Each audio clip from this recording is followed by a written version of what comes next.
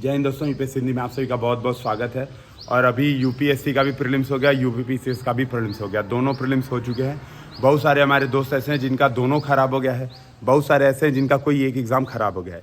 खासतौर पे जो लोग यूपीएससी दे रहे थे, परसों का पेपर इतना अनएक्सपेक्टेड पेपर आया था 28 मई का कि मतलब देख के एक बार को हालत ख़राब हो गई थी। ऐसे में जब आप पेपर मिलाते हैं, जब आप देखते हैं तो आपको बहुत फ्रस्ट्रेशन होती है। इसमें भी खास तौर पे जो सीसैट का पेपर है, सीसैट का पेपर ने बहुत लोगों की ज़िंदगियां तबाह की हैं। और आप समझिए कि 67 नंबर भी ला पाना ऐसे पेपर में बहुत ज़्यादा मुश्किल है। मतलब मेरे कई ऐसे दोस्त थे जानने वाले जो पिछली बार इंटरव्यू दिए थे, इस बार सीसैट में प्रॉपर फेल हो रहे हैं। तो इस बात को समझते हुए 2-3 चीज़ें थोड़ा सा मेरी तरफ से सजेशन है, मेरी तरफ से ध्यान रखिएगा। देखिए, जब आप एग्ज़ाम देने जाते हैं, पूरे मेहनत के साथ जाते हैं, तो आप कभी भी फेल नहीं होते हैं। अगर आपका रिजल्ट नहीं आ रहा है, आप अगर प्री में आप अपने परफॉर्मेंस से खुश नहीं हैं और आपका कट ऑफ आपको लग रहा है कि नहीं, मैं कट ऑफ नहीं पार हो पाऊँगा, तो पहली बात ये, आप इस बात को पहले समझने की कोशिश कीजिए कि इसका मतलब ये नहीं है कि आप फेल हैं। इसका मतलब ये है कि आपके अंदर कुछ कमियां रह गई हैं, उसको सीख के इम्प्रूव करना है। उसका मतलब ये है कि अब आपने कुछ सीखा है इस एग्ज़ाम से कि यार सीसैट को हल्के में नहीं लेना है। बहुत सारे ऐसे दोस्त हैं जिन्होंने साल भर सीसैट कभी किया नहीं था, सीधे एग्जामिनेशन के दिन जाके सीसैट करते थे। अब वो समय आ गया है कि सीसैट को ये मानते हुए पूरे साल थोड़ा थोड़ा ध्यान देना है कि सीसैट इज डिसाइडिंग फैक्टर, बहुत बड़ा फैक्टर होने वाला है। पेपर 1 का कट ऑफ, मतलब मैं तो यही बात बता रहा हूँ, जिसके 70 प्लस आ रहे हैं जनरल कैटेगरी, अदर कैटेगरी तो बात छोड़ दीजिए, 70 प्लस आ रहे हैं जनरल कैटेगरी, धूमधाम से मेंस की तैयारी करनी चाहिए। क्योंकि सबसे बड़ी बात है, पहली बात तो जो आंसर कीज होती हैं उनके आंसर और यूपीएससी के आंसर में बहुत जमीन आसमान का अंतर होता है। फिर दूसरी बात ये होती है जो बहुत साधारण है कि इस बार का कट ऑफ गिरने के बहुत ज़्यादा चांसेस हैं। और क्यों चांस हैं, आप देखिए लास्ट 4-5 साल से आप देखेंगे ट्रेंड यही आ रहा है, घट रहा है यूपीएससी का कट ऑफ। 86 जनरल का कट ऑफ आज तक कभी गया नहीं था, समझ ना, जबकि नंबर ऑफ सीट्स बढ़ गई थी। आपको पता होगा 2022 में जिस साल मेरा सिलेक्शन हुआ है, इस साल यूपीएससी में लगभग 1022 सीटें हैं। अगले साल यानी जो अभी 2023 में जब आप लोग एग्जाम दे रहे हैं, तो इस बार लगभग 1150 सीटें के आसपास यूपीएससी ने सीटें निकाली हैं। कट ऑफ गिर रहा है, इसका मतलब है कि पेपर हार्ड हो रहा है, पहली चीज। दूसरा मतलब यह है कि सीटों के बढ़ने के बावजूद कट ऑफ प्रीलिम्स का गिर रहा है।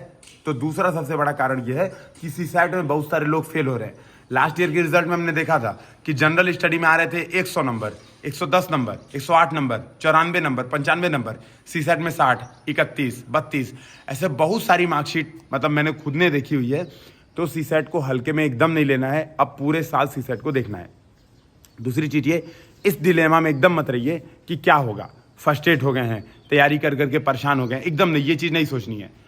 इसीलिए मैं बार बार कहता हूँ यार, तैयारी के हर मोमेंट को इंजॉय कीजिए। कोचिंग इंस्टीट्यूशन जो रटे रटाए धर्रे पे पढ़ाते हैं, यूपीएससी वैसा डिमांड नहीं कर रहा है, इस बात को समझिए। नो डाउट कि एक धैर्य की परीक्षा है, इसमें 1 साल के बजाय कई बार 2 साल, कई बार 3 साल, जैसे मेरे केस में 4 साल, मेरे 4 अटेम्प्ट लग गए मुझे फाइनली 226 रैंक लाने के लिए, 4 अटेम्प्ट लग गए। तो नो डाउट ये धैर्य की परीक्षा है। धैर्य की परीक्षा में आप कुछ करते हैं, सीखते हैं, फिर सीखते हैं, फिर करते हैं। बहुत ज़्यादा ये महत्वपूर्ण है कि आप होपलेस ना हो।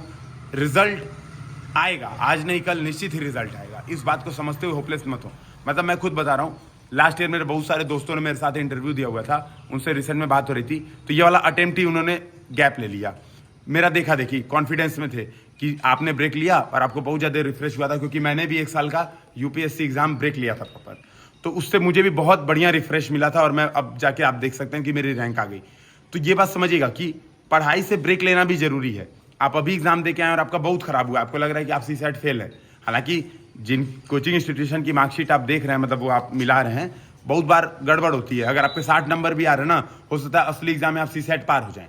तो कोचिंग इंस्टीट्यूशन की आंसर की पे तो भरोसा किया ही नहीं जा सकता। लेकिन फिर भी मान लो आपके इतने बुरे नंबर आ रहे हैं 40 कि बढ़ ही नहीं सकते, या आपने सीसैट में 20 ही क्वेश्चन एग्जाम में अटेम्प्ट ही किए, तो प्रॉपर 10-15 दिन का ब्रेक लीजिए, इंजॉय कीजिए, अपने लोगों के साथ टाइम स्पेंड कीजिए, फिर वापस रिफ्रेश हो गए, वो रिफ्रेशिंग ब्रेक लेके वापस बैठिए पढ़ने, न कि अगले दिन से ही परेशान हो जाए कि अब मैं क्या करूं, अब मैं क्या करूं, अब मैं क्या करूं। ध्यान रखिएगा, सिविल सर्विसेज की दुनिया से बाहर भी एक बहुत सुंदर दुनिया है और इसको पहचानिए, इसको खोइए मत। तैयारी के दौरान इतना मत फ्रस्ट्रेट हो जाइए कि नहीं मेरा सिलेक्शन नहीं होगा तो मैं मर जाऊंगा। 8-10 घंटे पढ़ाई कीजिए, 8 घंटे सोइए, बाकी के जो 6 से 8 घंटे आपके बचते हैं उसको इंजॉय भी कीजिए, लाइफ फुल इंजॉय कीजिए। नहीं तो आप बाद में पछताएंगे, जब एक बार सिविल सर्वेंट बन भी जाएंगे, 30 साल के हो जाएंगे, सिविल सर्वेंट बन गए, तो केवल पछताने के अलावा हाथ में कुछ नहीं लगेगा। जैसे अभी मैं बता रहा हूँ, अपना एग्जांपल दे रहा हूँ, अभी मेरे दिमाग में ये चल रहा है कि मुझे इतने सारे कोर्सेज कंप्लीट कराने, इतने सारे ध्रुव की क्लास बनानी है, एनसीईआरटी क्लास बनानी है, हिंदी लिटरेचर की क्लास बनानी है, मतलब सोचिए सोने का समय नहीं है। यही चीज़ें आपके साथ भी होने वाली हैं आने वाले समय में, जब आप अपने कैरियर के शिखर पे होंगे, आप जब टॉप पे होंगे आने वाले समय में, तो आपके साथ भी ये चीज़ें होने वाली हैं। उसको सोचते हुए, उस टॉप का ध्यान में रखते हुए अभी बॉटम पे मत जाइए, अपने आप को फील कीजिए कि हाँ यार आपने पढ़ाई की है। और सफलता असफलता ये एक ही सिक्के के दो पहलू हैं। आज असफल हो रहे हैं जो कि आप मान रहे हैं, मैं तो नहीं मानता हूँ। प्री में फेल होना, प्री में नंबर कमाना असफलता की बिल्कुल पहचान नहीं है, और निश्चित ही आपका भविष्य में सिलेक्शन होगा अगर आप लगातार लगे रहेंगे। इसी बात के साथ एंड करते हैं। जय हिंद, जय भारत।